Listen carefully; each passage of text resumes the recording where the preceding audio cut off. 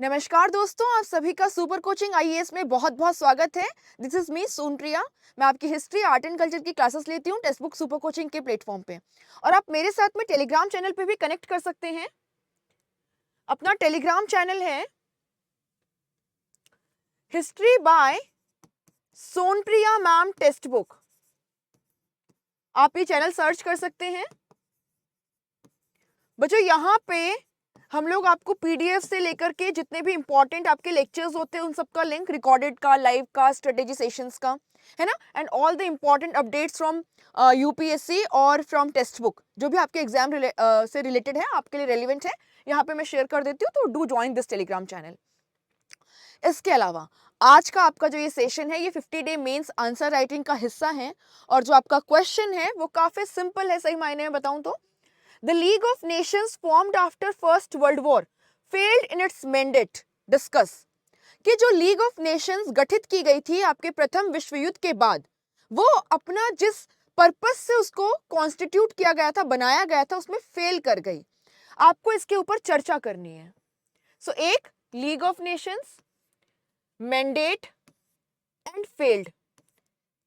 Discuss, जब discuss करते हैं तो दोनों पहलू आपको बताने होते हैं। तो कुछ चीजें हैं जो नोट करनी है। लीग ऑफ नेशंस, है ना, mandate, how it failed, and आपको इस पे डिस्कस करना है, मतलब आपको इसके सक्सेसेस भी यहाँ पे इंक्लूड करने हैं। मैंने आपको एक ब्रीफ आउटलाइन दे दी है। अब ये क्वेश्चन आपका 15 मार्क्स का है, आपको 250 वर्ड्स में लिखना है। You have the next 10 minutes. आप लिखिए, उसके बाद में हम इसको डिस्कस करेंगे यहीं पे इस क्वेश्चन को, और मैं आपको बताऊंगी कि आपको इस क्वेश्चन को कैसे अप्रोच करना था to meet the requirements of UPSC. Okay, so all the best and just give me a minute.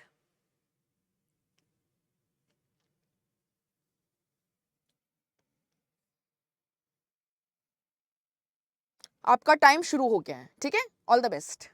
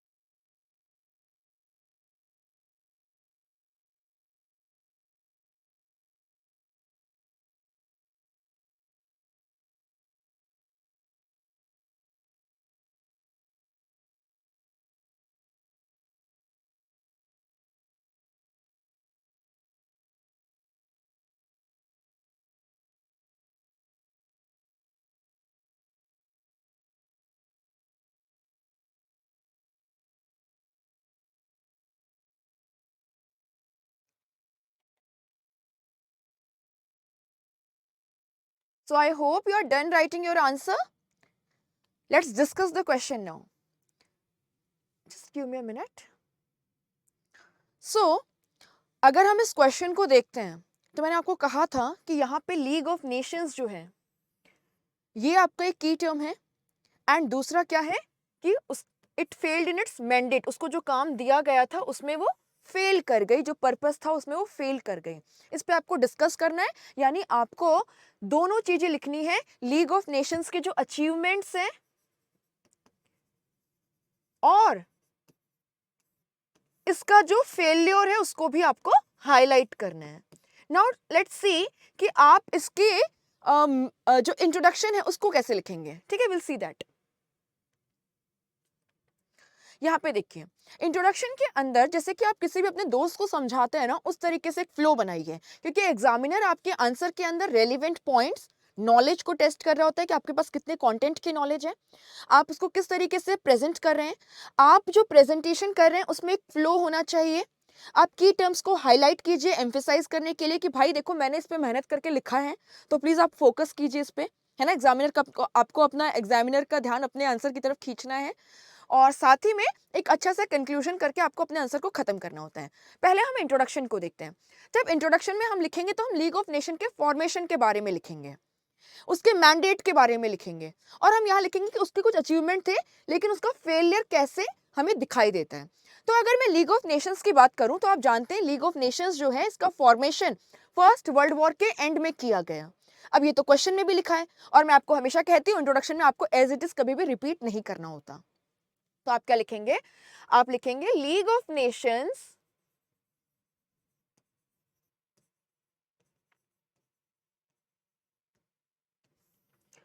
was formed in 1920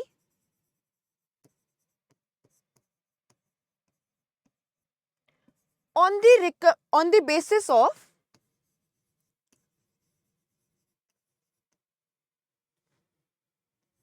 "14 points of Woodrow Wilson,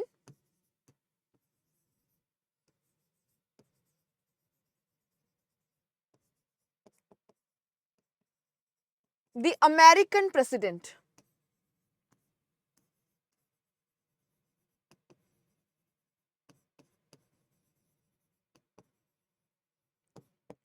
आप यहाँ पे 1920 14 पॉइंट्स ऑफ वुड्रो विल्सन को हाईलाइट कर सकते हैं।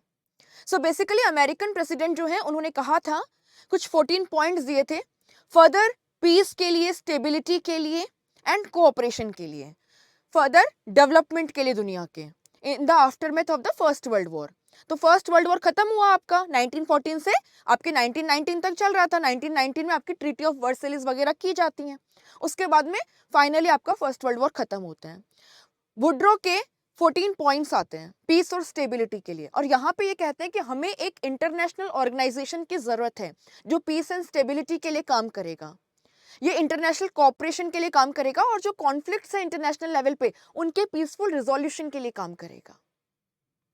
सो इसीलिए league of Nations was formed in 1920 on the basis of 14 points of Woodrow Wilson the American president. अब यहाँ पे मैंडेट की बात की गई है क्वेश्चन में, तो हम क्या करेंगे, अपने इंट्रोडक्शन का जो सेकंड पैरा लिखेंगे उसमें हम इसके मैंडेट की बात करते हैं। The purpose was to have an international organisation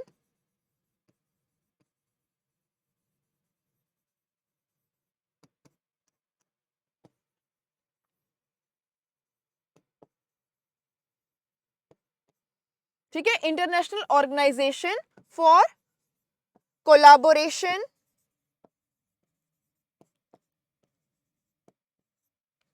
for collaboration,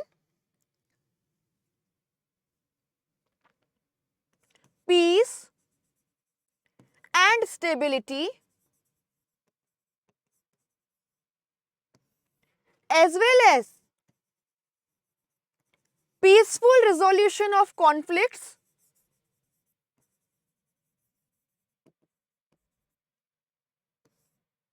एक मिनट,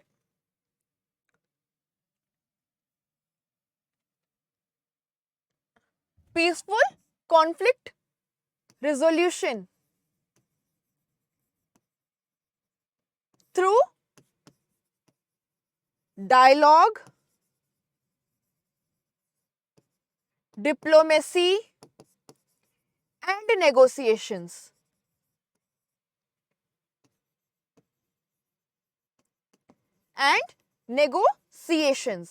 सो बेसिकली क्या करना था कि हमें एक ऐसा इंटरनेशनल ऑर्गेनाइजेशन चाहिए जो पीस और स्टेबिलिटी के लिए काम करे, इंटरनेशनल कोलैबोरेशन के लिए काम करे, और साथ ही साथ में अगर कंट्रीज के बीच में कोई डिस्प्यूट होता है, कोई कॉन्फ्लिक्ट होता है, तो उसको पीसफुली रिजॉल्व करे। कैसे करेगी? आपस में बातचीत करवा के, नेगोशिएशंस के थ्रू एंड डिप्लोमेसी का यूज करके। ये आपको लिखना था, है ना? आपने यहाँ पे उसका मैंडेट लिख दिया। अब आप यहाँ पे एक लाइन और ऐड कर दीजिए, the league had some success, कि हाँ भाई कुछ एरियाज में तो उसको सक्सेस थी, हम आगे लिखेंगे मेन कंटेंट में उसको, had some success but its failure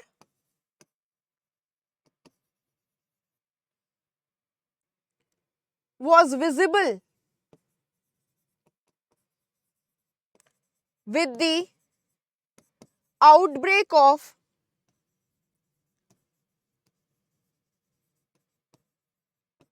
second world war. कि हाँ भाई कुछ सक्सेस तो थे, लेकिन इसका जो फेलियर है वो बहुत ही क्लियर हो गया था। It failed to maintain peace, stability और पीसफुल रेजोल्यूशन ऑफ कॉन्फ्लिक्ट, क्योंकि सेकेंड वर्ल्ड वॉर जो है आपका वो 1939 में छिड़ गया था और लीग कुछ नहीं कर पाई थी। लिख दिया हमने introduction. Now we will go to the content. Will go to the content. आप यहां पे लिखिए, एक, मैं आपको हमेशा कहती हूं अपने कंटेंट को पार्ट्स में डिवाइड करो। जब डिस्कस लिखा है तो अब आप एग्जामिनर को क्या बताएंगे कि आपने ऊपर ऊपर उसको हिंट तो दे दी कि देख सक्सेस था कुछ, बट फेलियर तो बहुत ही विजिबल है सेकेंड वर्ल्ड वॉर का जो आउटब्रेक हुआ उससे। अब आप क्या करेंगे यहाँ पे, आप यहाँ लिखेंगे league of nation and it's achievement. आप कंटेंट में अपने कंटेंट को दो पार्ट में ब्रेक करेंगे, एक में उसके अचीवमेंट्स को लिखेंगे, फिर उसके फेलियर्स को लिखेंगे और लिखेंगे कि व्हाई इट फेल्ड, आखिरकार वो अपने मैंडेट में क्यों फेल हो गई, क्योंकि 250 वर्ड्स का है। So you have to write the points, right? चलो देखते हैं। So league of nations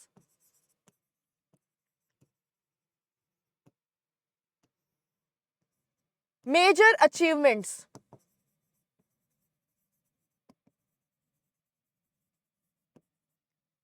major achievements.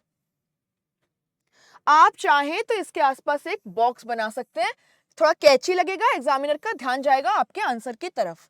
अब देखते हैं क्या लिखेंगे। सो आप यहां पे लिखिए कि किस तरीके से लीग जो है वो सक्सेसफुल थी जब स्वीडन और फिनलैंड के बीच में कुछ आइलैंड्स को लेके डिस्प्यूट चल रहा था। स्वीडन एंड फिनलैंड का जो डिस्प्यूट था उसको सॉल्व करने में इट वाज सक्सेसफुल। या जब ग्रीस ने बुल्गारिया पे अटैक किया तो किस तरीके से ग्रीस को विड्रॉल के लिए फोर्स किया गया था और ग्रीस को बुल्गारिया को कंपनसेट करना पड़ा था। तो ये उसके कुछ सक्सेसेस थे मेजर कॉन्फ्लिक्ट्स को एवर्ट करने में, है ना? मेजर कॉन्फ्लिक्ट्स को एवर्ट करने में। दूसरा,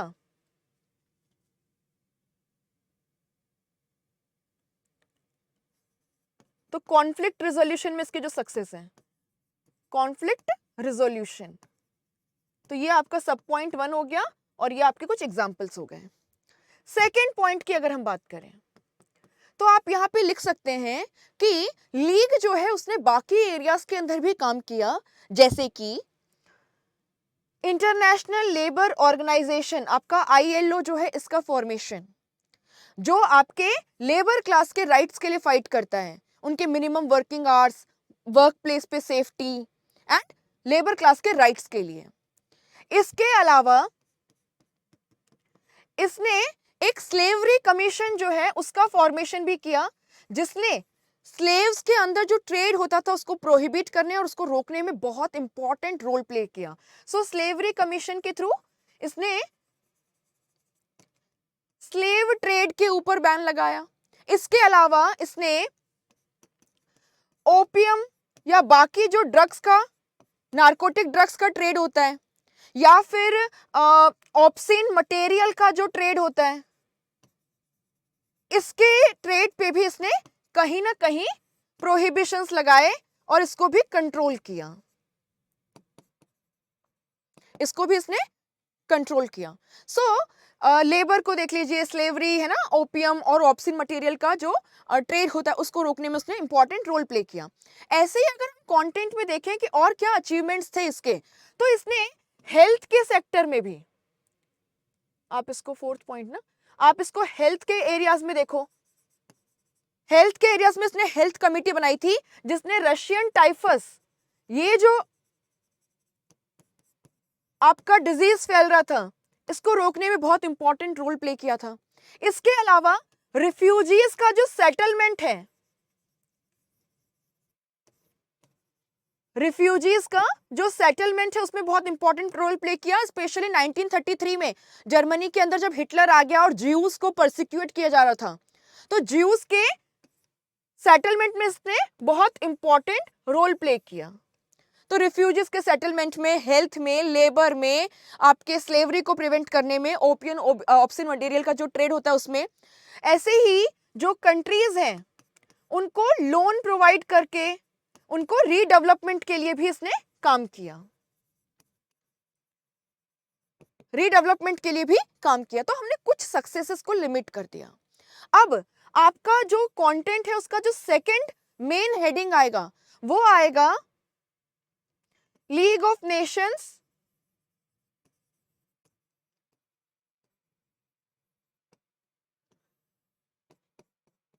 failed in its objectives। अब यहां पे हम उसके फेलियर्स को बताएंगे, हम यहां पे उसके फेलियर्स को बताएंगे, जैसे कि स्पेनिश सिविल वॉर है, या फिर जब 1937 में जापान ने चाइना के मंचूरियन रीजन पे अटैक किया, जापानीज ऑक्यूपेशन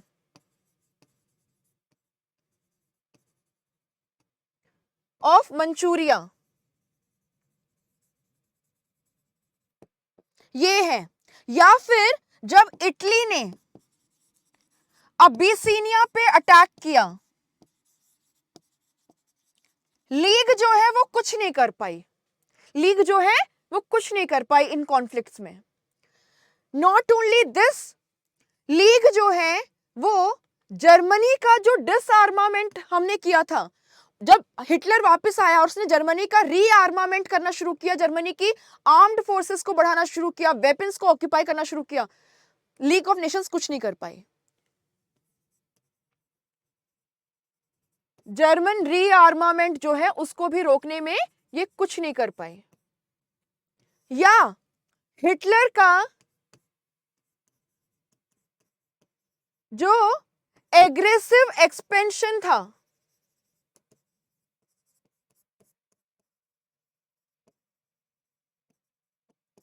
उसको भी ये रोकने में कुछ नहीं कर पाई।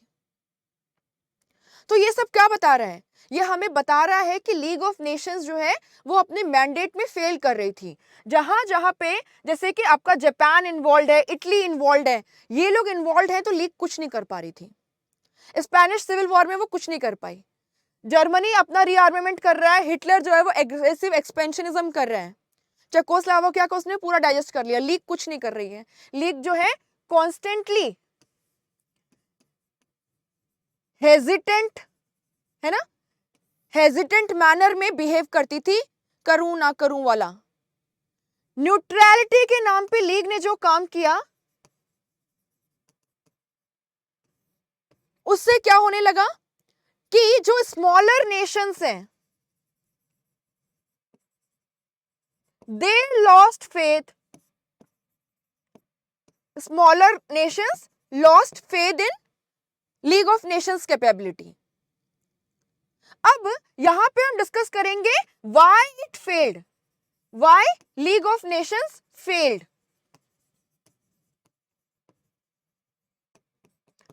ठीक है, फेलियर तो हमें दिख रहा है कि बहुत ही क्लियर है कि सेकेंड वर्ल्ड वॉर के आउटब्रेक के बाद में इट फेल्ड, है ना, वो नहीं रोक पाई एक सेकेंड वर्ल्ड वॉर होने से। इससे पहले भी हमने देखा it was not able to do anything in these conflicts, it failed in peaceful resolution of this or stopping the dictatorial powers from occupying the territories of other states. अब यहाँ पे why the League of Nations failed इसके points को आपको include करना है। तो यहाँ पे आप इंक्लूड करेंगे कि किस तरीके से आपके यूनाइटेड स्टेट्स जो है, अमेरिका जो है, यूनाइटेड स्टेट्स ऑफ अमेरिका, उसने इसको ज्वाइन ही नहीं किया, डिड नॉट ज्वाइन। रशिया ने, सोवियत रशिया ने इसको बहुत लेट ज्वाइन किया।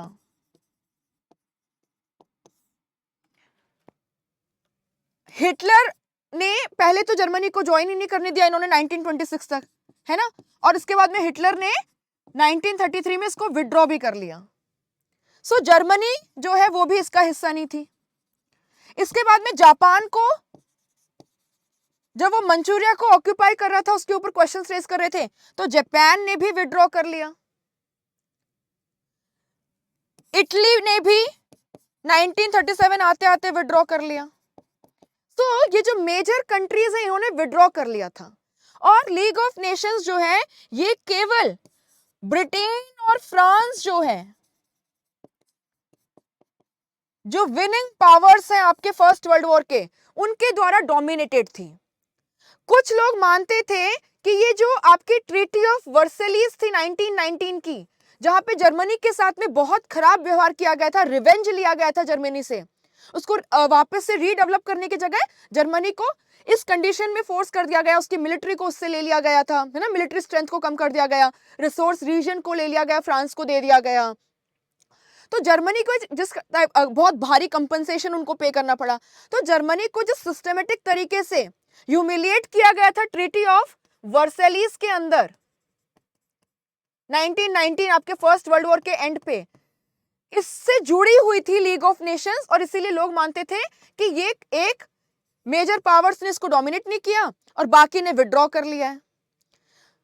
ब्रिटेन और फ्रांस डोमिनेटेड है, जो कि फर्स्ट वर्ल्ड वॉर के आपके विनिंग पावर्स हैं, और ये ट्रीटी ऑफ वर्सेलिस से जुड़ी हुई है, जो एक रिवेंज वाली ट्रीटी थी। इसलिए स्मॉल नेशंस जो है, ऊपर से लीग फेल भी कर रही थी कॉन्स्टेंटली स्पेनिश में, या जब इटली ने अबिसिनिया पे अटैक किया, तो जो स्मॉलर नेशंस है दे लॉस्ट फेथ कि ये जो है ये केवल जो एलीट पावरफुल स्टेट्स हैं उसको रिप्रेजेंट करती है।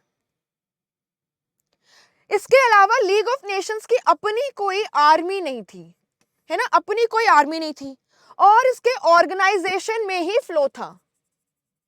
ऑर्गेनाइजेशन जो है उसके अंदर ही कुछ फ्लॉ था, कुछ कमी थी, जैसे कि यहाँ पे बहुत सारे डिसीजंस केवल यूनैनिमसली या मिल के लिए जा सकते थे। तो जब भी कोई पावरफुल स्टेट इन्वॉल्व होता था, या किसी स्टेट का जैसे ब्रिटेन या फ्रांस है उनका नेशनल इंटरेस्ट इन्वॉल्व होता था, तो ये लोग इंटरनेशनल इंटरेस्ट को या जो ऑब्जेक्टिव्स है उसको सैक्रिफाइस कर देते थे।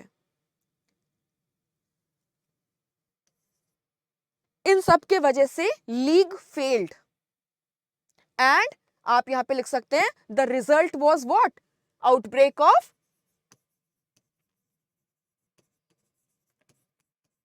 Second world war in 1939 when Hitler attacked Poland.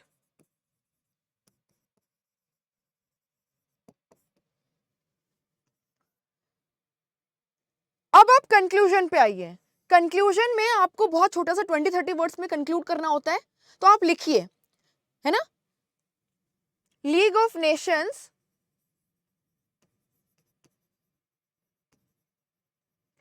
had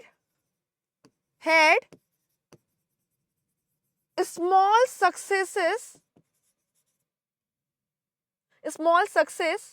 in meeting its objective,